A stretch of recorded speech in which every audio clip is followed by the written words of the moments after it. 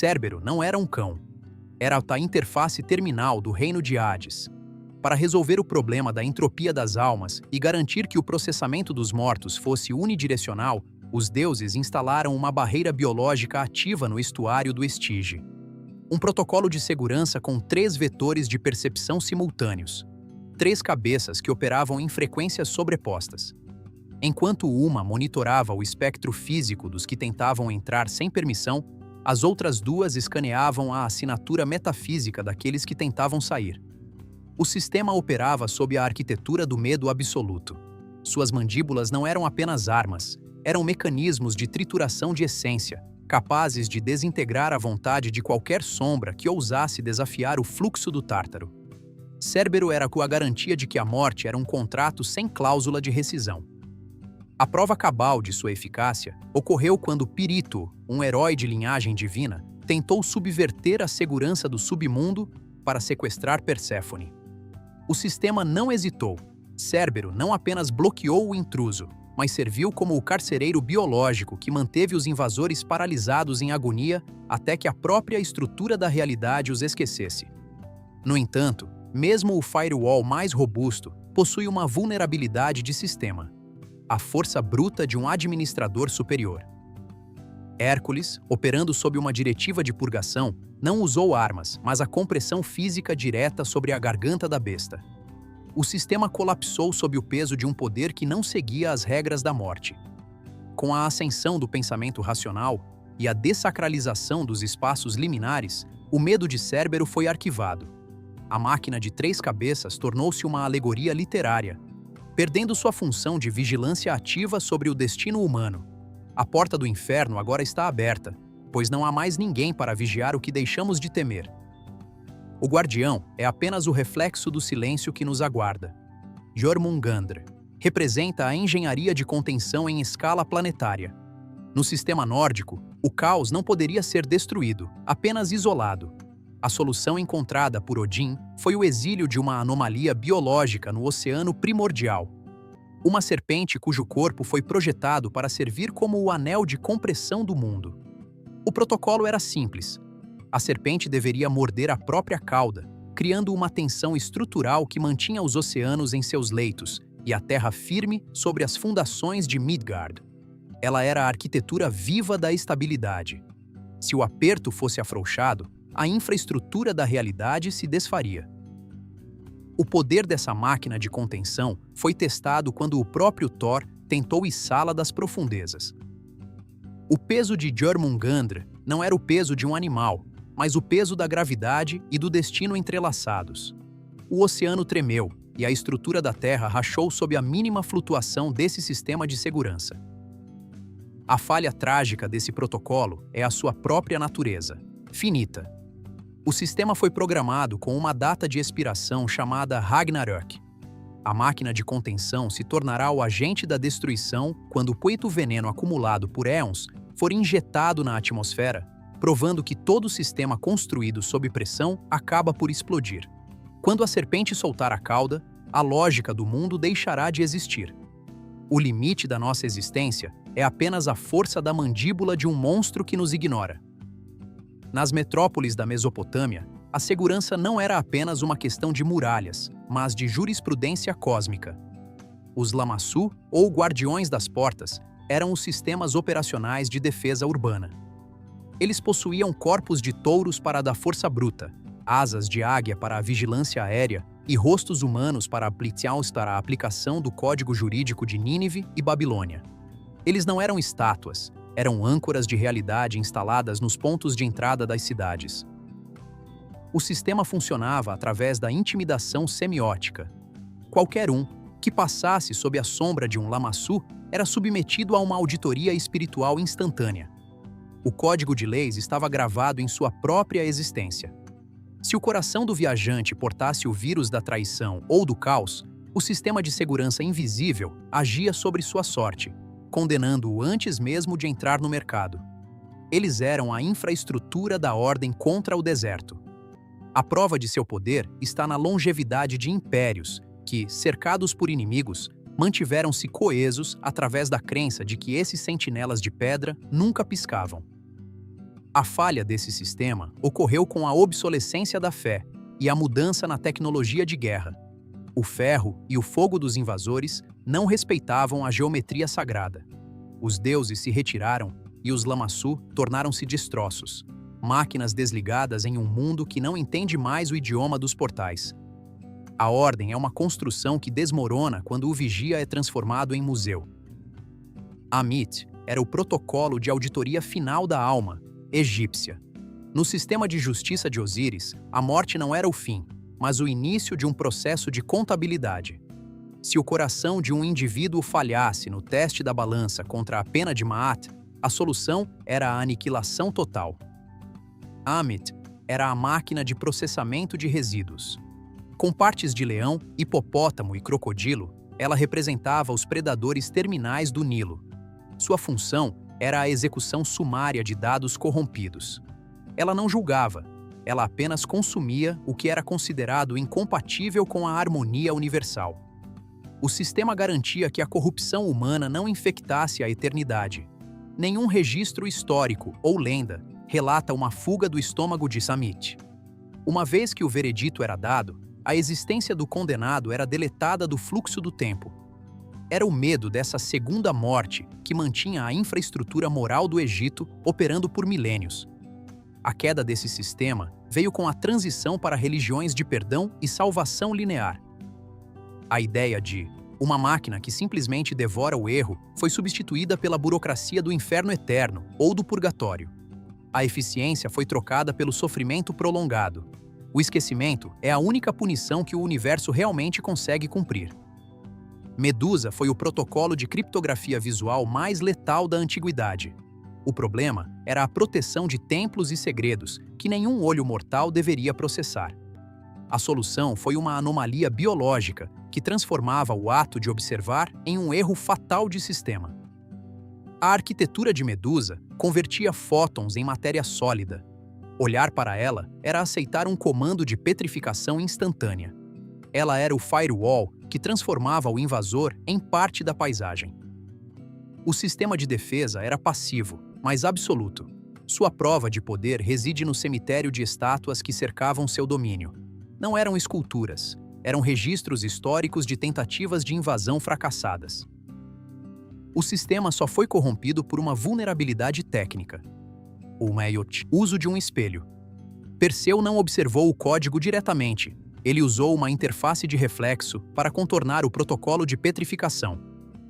Medusa foi decapitada, mas sua cabeça, mesmo desconectada do corpo, manteve o código de segurança ativo, sendo usada como um escudo de hardware pelo próprio Estado. A ciência moderna e o fim do pensamento místico transformaram o olhar que mata em apenas uma imagem que se consome. Onde havia o terror do mármore, hoje há apenas o vazio da tela. O segredo que precisa matar para ser guardado é o único segredo que vale a pena conhecer. Fenrir representa o erro sistêmico que os deuses não conseguiram deletar. No início, ele era apenas uma variável crescente, um lobo que expandia sua massa e poder a cada iteração do tempo. A solução dos deuses foi o aprisionamento através de uma engenharia de materiais impossível. A corrente Gleipnir, forjada com o som do passo de um gato e o hálito de um peixe. O protocolo era a contenção por paradoxo. Enquanto a lógica do mundo fosse mantida, o lobo estaria preso. Fenrir era essa falha de segurança que exigia monitoramento constante e o sacrifício de membros do sistema, como a mão de Tyr. A prova de seu poder foi o fato de que nenhuma corrente física, por mais massiva que fosse, conseguia segurá-lo. Apenas o que não existia podia conter sua fúria. A queda desse protocolo ocorrerá quando as leis da física e da gramática do mundo começarem a falhar. O lobo quebrará Gleipnir, não pela força, mas porque o mundo terá perdido a consistência necessária para manter o paradoxo da corrente vivo. O fim do sistema é inevitável quando o que nos protege é feito daquilo que já desapareceu. O caos sempre cresce mais rápido que a corrente que o prende. Ladon era o sistema de vigilância multithreaded do Jardim das Hespérides. 100 cabeças que nunca dormiam, cada uma falando um idioma diferente, monitorando cada frequência de vibração do solo e do ar. O O problema, a proteção da biotecnologia da imortalidade, as maçãs de ouro.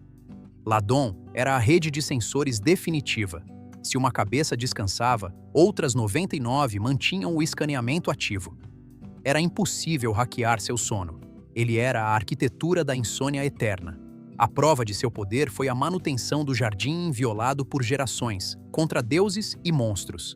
No entanto, o sistema foi superado por um bypass de engenharia social e força bruta.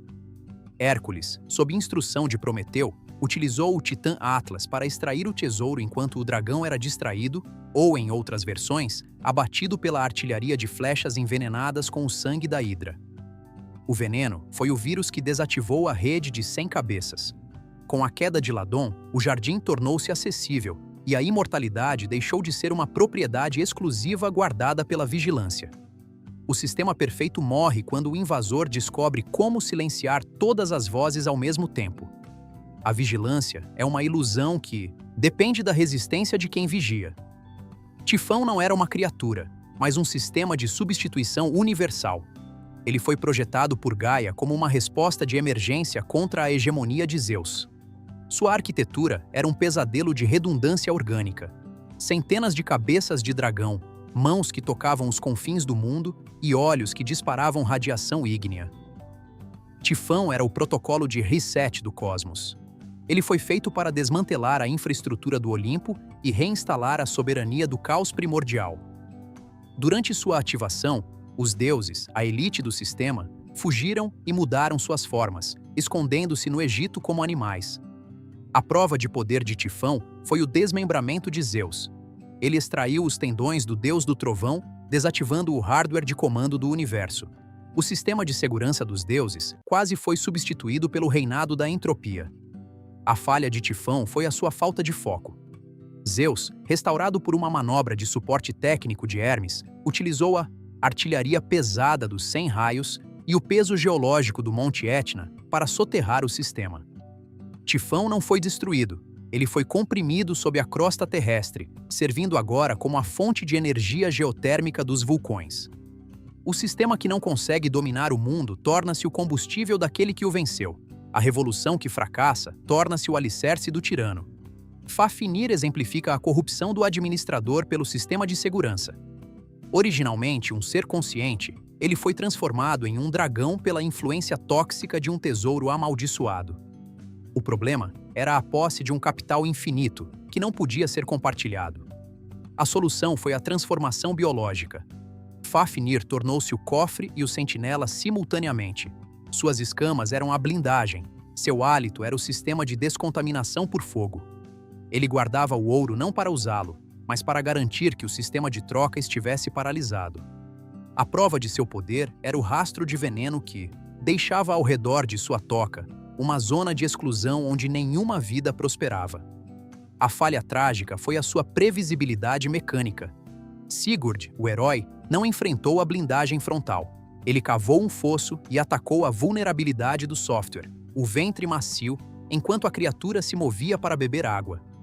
O sistema de segurança caiu por uma falha de posicionamento. Com a morte de Fafnir, o ouro circulou novamente, levando a maldição para outros sistemas e provando que o acúmulo extremo é uma doença que consome o guardião antes do invasor. Ouro guardado por um monstro é apenas lixo que ainda não foi roubado. Scylla e Caríbides eram os protocolos de controle de tráfego marítimo no Estreito de Messina. O problema era o estreitamento de uma rota comercial e existencial vital. A solução de segurança foi o estabelecimento de um sistema de perda aceitável. Scylla era essa unidade de extração. 6 cabeças que retiravam 6 indivíduos de cada sistema que passava por ela. Caríbides era o sistema de drenagem e descarte. Um turbilhão que processava a totalidade de qualquer frota que tentasse evitar Scylla. O sistema forçava o navegador a uma escolha algorítmica: perder uma parte para salvar o todo ou arriscar tudo no abismo. Não havia saída limpa. A prova de seu poder foi a destruição sistemática de legiões de navegadores que tentaram desafiar a lógica do estreito. Ulisses, o grande analista de sistemas da Grécia, teve que aceitar a perda de seus homens para que sua missão continuasse. A falha desses sistemas foi a mudança na escala da tecnologia humana. Navios maiores, motores a vapor e, eventualmente, o mapeamento por satélite tornaram os monstros geológicos obsoletos. O perigo físico foi superado pela engenharia, transformando o terror das águas em um ponto turístico e uma metáfora literária. O que antes era um sistema de morte hoje é apenas uma dificuldade de navegação. O monstro de ontem é a estatística de hoje. A PEP, a serpente do caos no Egito, era o vírus que atacava o ciclo de processamento solar todas as noites. O Sol, representado pela barca de Ra, era o servidor central que mantinha a vida. A PEP era o ataque de negação de serviço, DDoS, que tentava paralisar esse movimento. O protocolo de defesa contra a PEP não era uma solução definitiva, mas uma rotina de manutenção eterna. Todas as noites, deuses e almas justificadas tinham que lutar para que o código do dia seguinte fosse executado. A PEP operava na frequência da escuridão e do não ser. Sua prova de poder era o eclipse, o momento em que o vírus conseguia uma execução parcial no horário nobre da realidade. A falha trágica desse sistema é que ele nunca pode ser vencido, apenas repelido.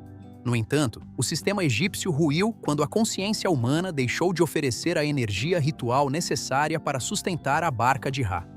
Sem os observadores humanos para validar o sistema, a luta entre Ra e a PEP tornou-se um processo de fundo sem importância para a autonoma modernidade. O caos vence quando paramos de acreditar que a luz precisa ser defendida.